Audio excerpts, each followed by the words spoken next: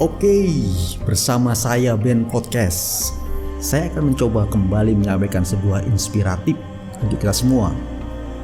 Pada hari ini kisahnya berjudul Es Krim. Suatu ketika siang sedang panas-panasnya, seorang anak kecil masuk ke dalam toko es krim. Anak itu melihat-lihat es krim yang tersedia lalu bertanya kepada penjaga toko, "Pak, berapa harga semangkuk es krim coklat ini?" Si penjaga toko menjawab, "Untuk semangkuk es krim coklat harganya 50 sen. Anak kecil itu lalu merogoh sakunya dan menghitung uangnya. Si penjaga toko mulai tidak sabar. "Pak, berapa harga semangkuk es krim vanila biasa?" tanya anak itu. 35 sen, jawab penjaga toko itu dengan ketus. "Baiklah, saya mau semangkuk es krim vanila saja," pinta si anak kecil. Anak kecil itu lalu duduk di tempat yang telah tersedia. Beberapa saat kemudian datanglah es krim vanila biasa dengan tagihannya. Anak itu menghabiskan es krimnya, membayar tagihan di kasir, lalu pergi. Saat membereskan meja, si penjaga toko menemukan koin 15 sen yang ditinggalkan si anak kecil sebagai jasa tips. Ia pun merasa bersalah telah bersikap kasar terhadap anak itu. Para pendengar, saya akan mencoba memberikan sedikit apa yang saya renungkan dari cerita ini. Ketika membaca cerita ini, saya merasa malu dengan diri saya sendiri. Mengapa?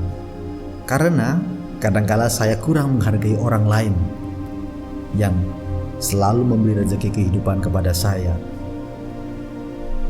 Saya pernah mencermati beberapa orang yang nampaknya kurang bersyukur dengan apa yang mereka terima akan pekerjaan yang sedang mereka geluti.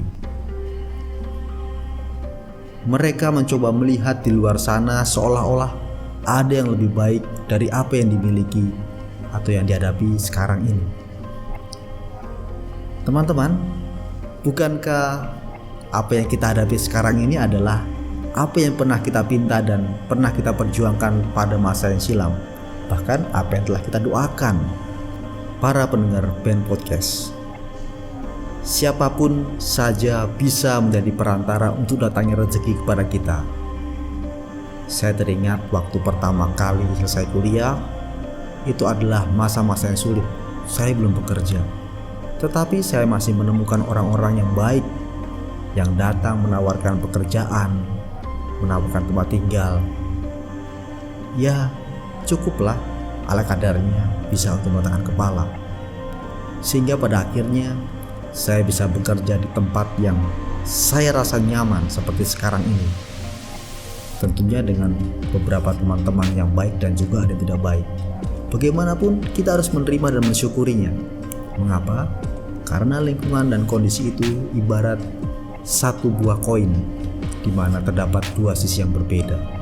Teman-teman tersebut mengajarkan kepada saya bagaimana saya bekerja dalam tim yang hebat, sehingga segala pekerjaan yang berat dapat menjadi ringan.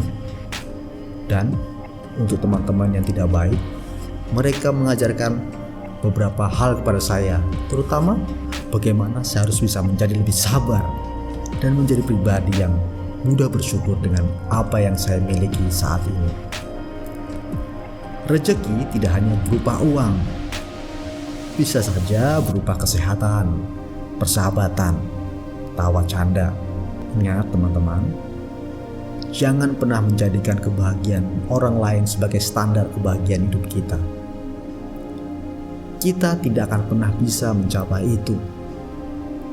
Kebahagiaan yang hakiki berasal dari dalam, yang tercermin keluar dan nampak dalam kehidupan kita.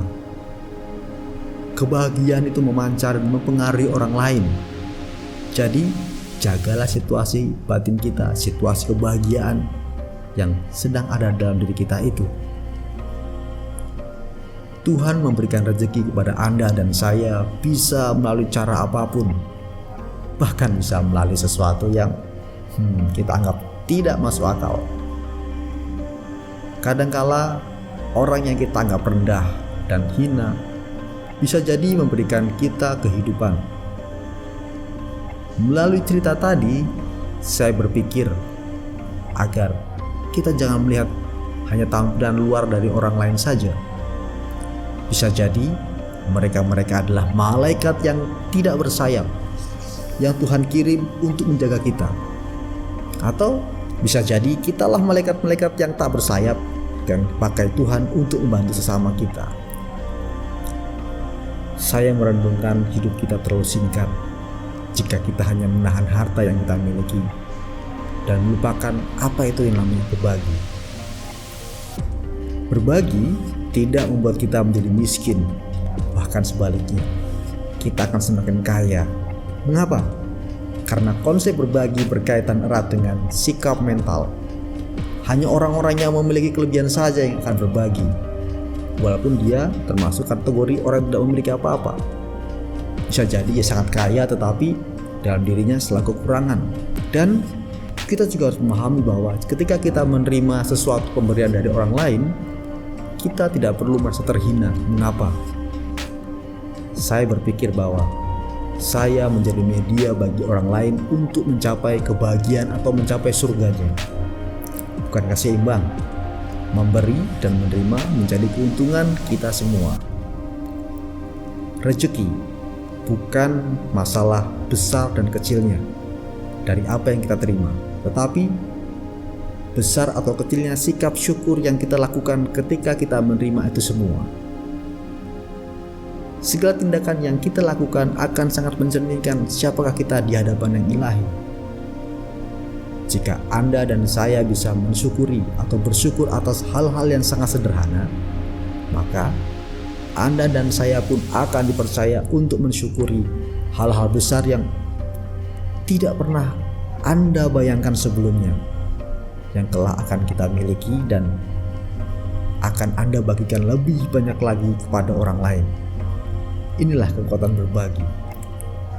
Ketika dibagi, ia tidak akan habis, namun akan berlipat, dan kebaikan itu akan kembali kepada diri kita sendiri. Saudara terkasih, saya memiliki sebuah analogi berbagi.